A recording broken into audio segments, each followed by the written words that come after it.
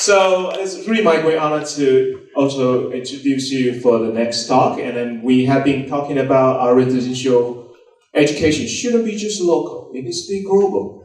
And it needs to be a much larger scale. So I think the regional collaborations becomes very, very important. And we look at this regions. Now we do have very rich cultures. For example, Macau. So today it's my great honor and pleasure to have the talk presented to you by Professor Haydn CHEN. Professor Haydn CHEN is actually the Vice Rector of the University of Macau, who dedicated a really long time in terms of student affairs, and have him to bring some of the experiences about the residential the education experience over a little bit of the Pearl River. I think there will be really exciting things for us to learn from. Professor CHEN, please. Thank you.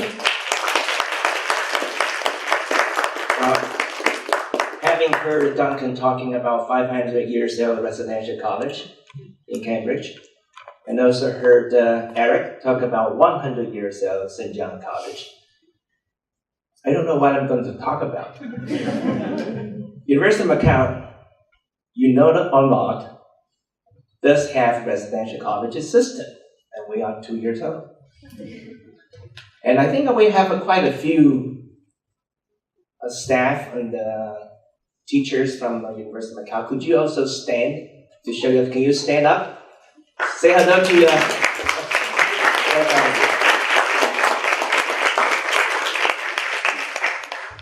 Well, allow me to try to tell you a little bit about what University of Macau residential college system is about. I'm also going to show you the learning outcome. Now you know how brave I am trying to tell you the learning outcome after 2 years of having the residential college.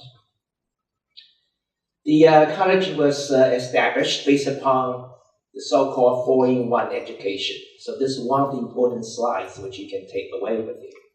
University of Macau, starting in August 2014, the so-called 4-in-1 education, for which we have disciplinary education, which is basically the majors, and the general education, which you have core curriculum, supplementary, complementary to the specialty education discipline. There's also research and internship education in terms of senior research, internship, service learning, etc. But in addition to the three, there's a fourth component which we call the community and peer education, CPE, which is perhaps not very common amongst our education institution. This is the four.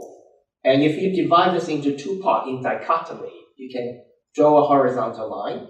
Above, you're talking about the specialty skills. You're talking about a specialty learning for hard skills. And below, you're talking about liberal arts learning for soft skills.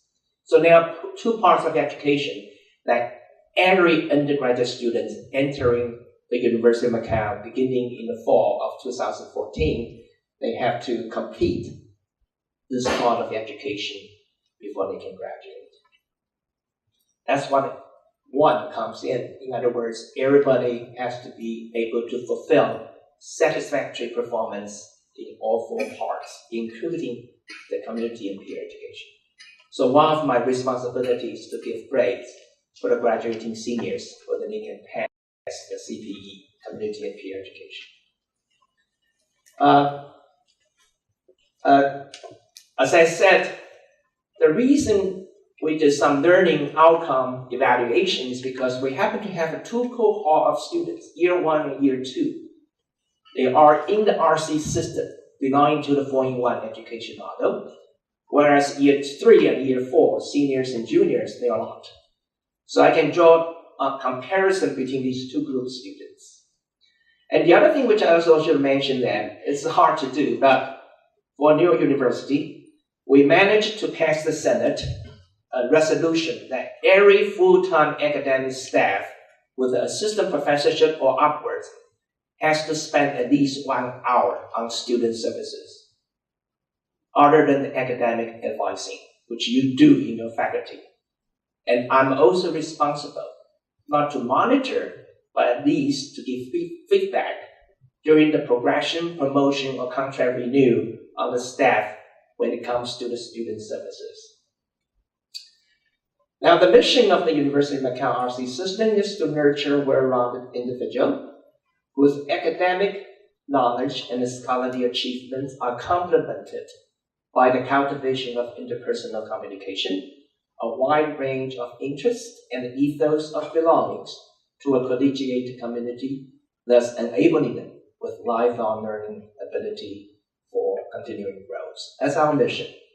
Our goal is to produce intellectually and socially resilient individuals leading principled, caring, and productive life.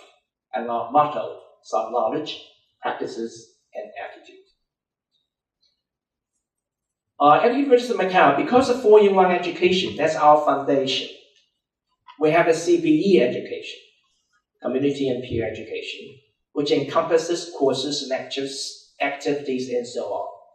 Thereby, within the residential college system, we take this curriculum approach, just like in any major physics, chemistry, liberal arts, whatever. We set our educational goal. We define the competencies that students need to learn when they are in the CPE education.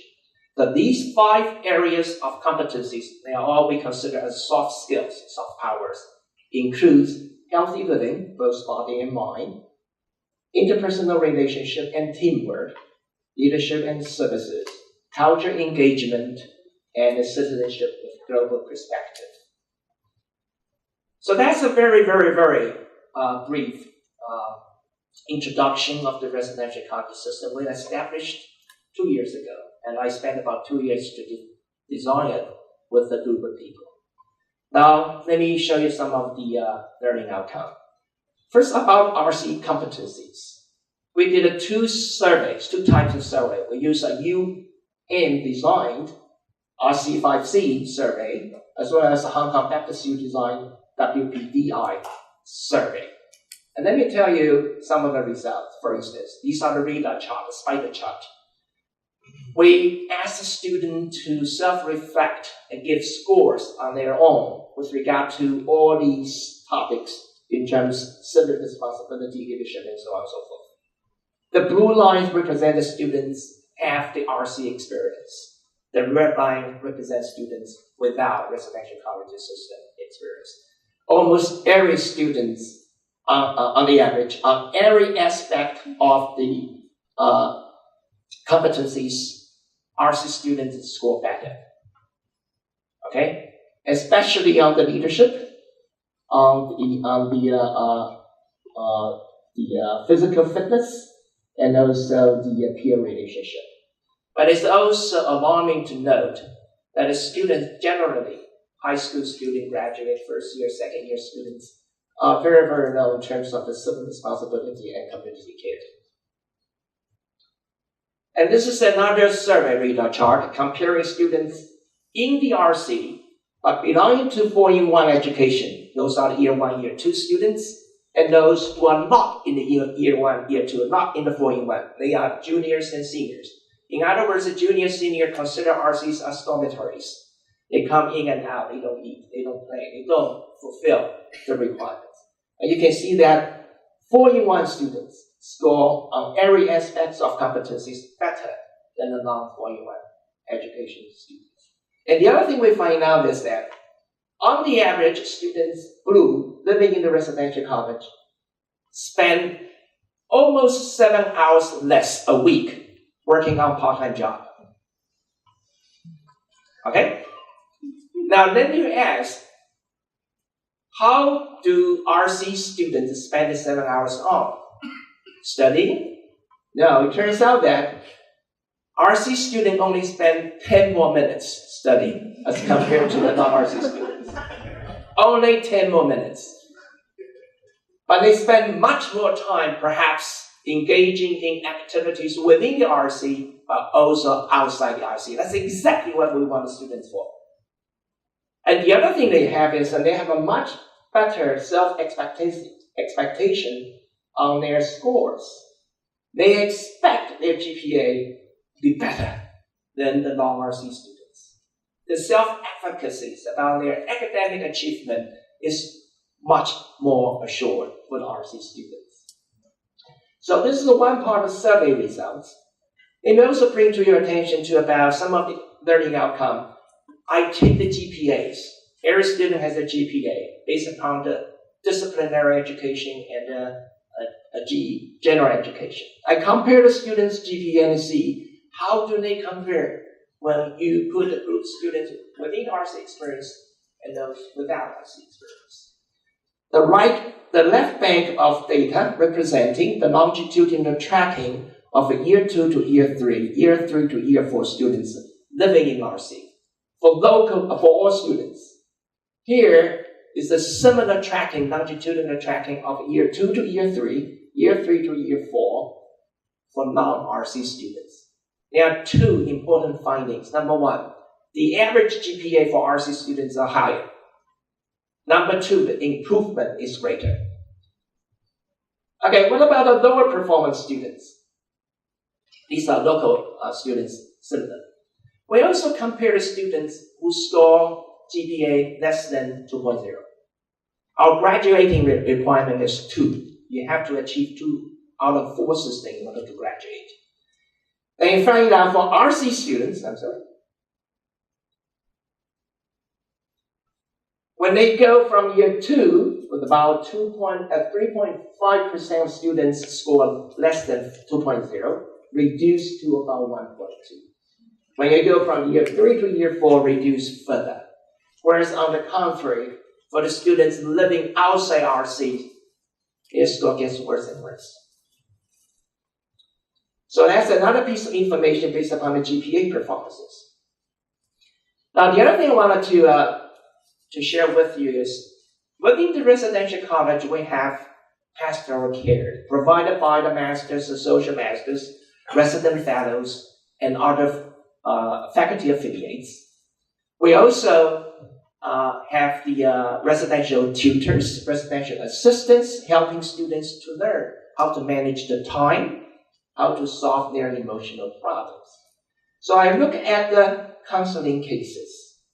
I check out how many students actually have gone to the student counseling center to seek consultation. Here are the data.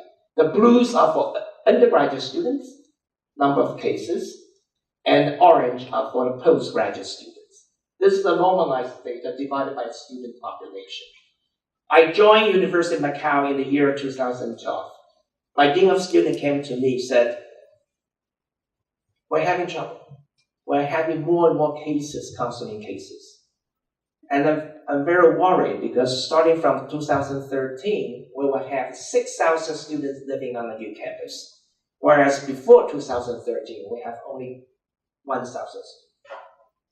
Thereby, I don't know which this blue curve will go up to until after 2013, after we move into new campus, after we establish residential college systems, the number of cases actually dropped. The pastoral care and the peer support provided by the fellow students and academic staff in the residential college has prevented much of the psychological, mental, emotional, or whatever type of problems. They take care of it at the very front end. But very alarming is for the graduate students. If you look at the great orange curve, continues to grow.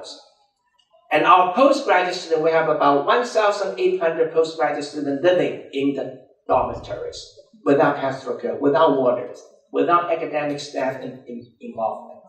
We have to do something about it. Especially diversity of the postgraduate students is such that it is not easy to handle those supposed to be adults, but even though they are only about 1 or 2 years older than our seniors. One other thing which we find out, which you know that as well, the first 6 months of the freshman year is the most important time period where the students may get lost. We break down the number of cases based upon the freshman in blue, sophomore orange, junior in whatever that color is, right? And the yellow. It's a sharp drop in terms of case of counseling after year 1. So do pay attention to year 1. And the University of Macau will require every freshman student to live in the residential college. But starting from sophomore year, you can choose not to. But about 70% of the students decided to live in the residential college. University of Macau has a system of college. We now have 10 of them. We are determined to allow each and every student to live on the campus. There's always a bed. And the light is always on for them. Now, I also track the student athlete's performance. You may say, how does that have anything to do with the residential college? But these are a number of words our students achieved over the years. 2008 was the year before our rector came. I came in 2012. This is 2015. Our student athletes perform much better. Then I find a correlation. The correlation is the fact that most of our current student athletes live in our residential college.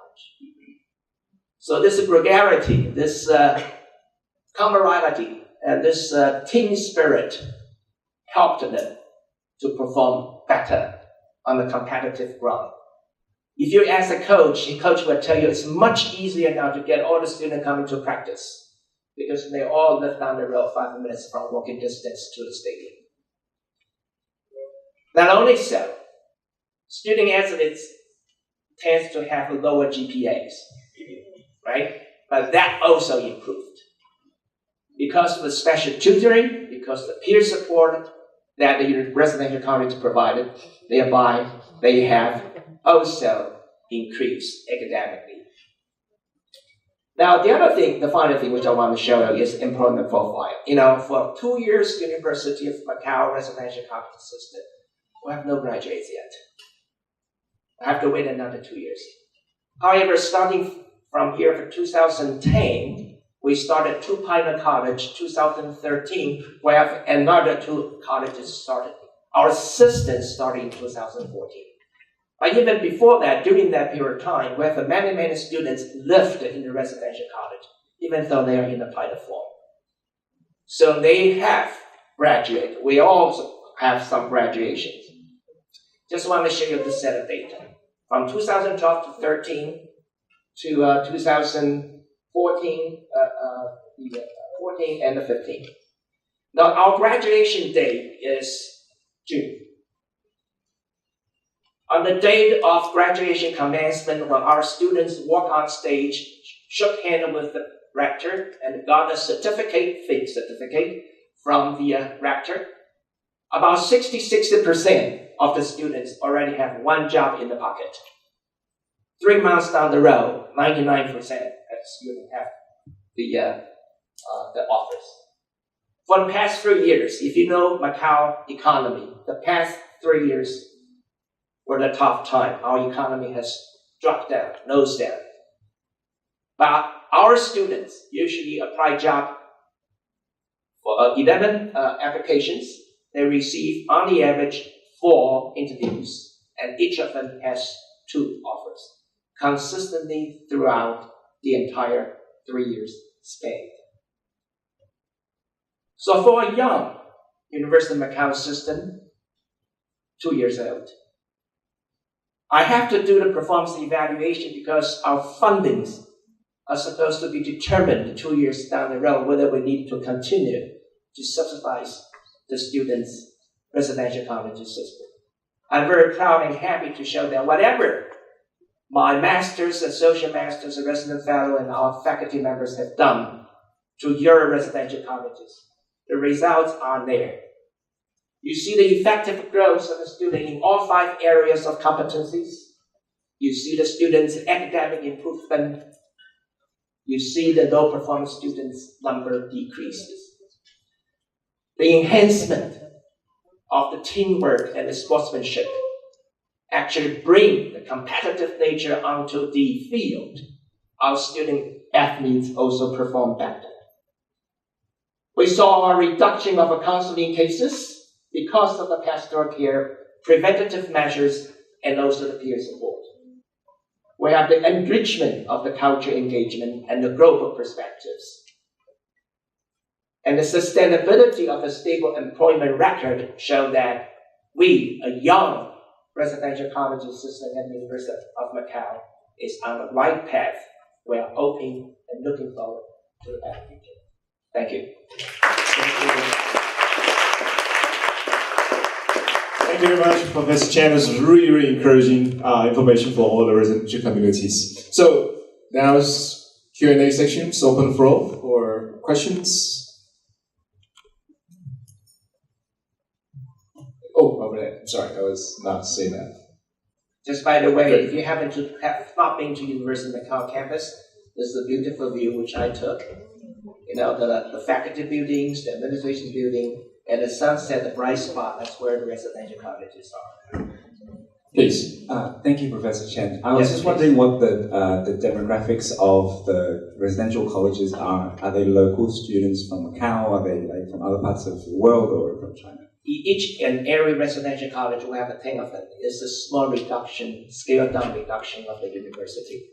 In other words, the student population is reduced by 10, but all the faculty and the international students, exchange students, and local and non-local students are all mixed together. So it's a smaller version of the university, about 500 students. Thank you very much. Any question, any others? If no temporary, I would like to take this opportunity for a question myself. Yes, Actually, please. is that I think it's very good to have the young residential institutes coming out, and then at this moment, although you do not have a graduate, but actually I find a lot of this graduate, after they graduate, they might think they're they're very young, they don't have the sufficient experience to come back to feedback to the current students in the future. Do you have any plan to actually have these alumni to frequently coming back to bring the message that they had or they actually are having right now, in the future, to keep inputting into this educational area? Well, I don't have any particular plan, but we have a few alumni who do not belong to the 4-in-1 educational system, but they do come back. As a matter of fact, we have alumni come back and wanting to live with the students, but the master disallowed it because he has graduated. But it's important to keep this the sense of belongings. Now, I forgot to tell you that because I didn't have the time to do that. Every student coming into University of Macau is assigned to a college. They don't apply. Assigned. We're assigned them to the college to make a balance. And besides that, once you enter to a college, you belong to that college for the rest of life. You cannot switch college. You become a student in the college or alum from the college. 2 years down the road, the graduation ceremony will be conducted in the residential college. Great, thank you very much. Eric, yes. It's interesting that you do not allow the alumni to come back. At St. John's College, all our tutors are alumni, precisely because they go out and work, they come back for the love of the college and help all our undergraduates and postgraduates, and as a result of which the college strength grows very quickly. I'm interested to know whether the college that you are in employs or appoints alumni to help with the residential Yes, I education. do. Allow me, thank you for the question, because that allows me to clarify what I just said. When I said we do not allow alumni to come to live on days basis, okay, we have the resident tutors. We also have the resident assistants. Resident assistants are upper class RC students in the same RC. They serve in the role as assistant. Resident tutors are postgraduate students. Most postgraduate students, they did not have the residential college experience before, but some do. So we do encourage, we don't call that ingrading, but we do encourage our senior students to serve in the role as residential assistant, or when they become graduate students, they are welcome to serve as resident tutors. But when I said I do not encourage alumni to live, it's because you have a job already, right? You should go out and work, and the bed is very precious when you want to leave that bed for the undergraduate students. That's what I meant. Thank you very much. Thank you very much. So, I just want to say thank you very much, and I think that was a great information, and most importantly, we very much thanks all the colleagues from the University of Macau. So, audience, please give a round of applause for Professor Chen and all the colleagues from Macau. Next, we'd like to ask Dr. Xu to please present the speaker with a souvenir.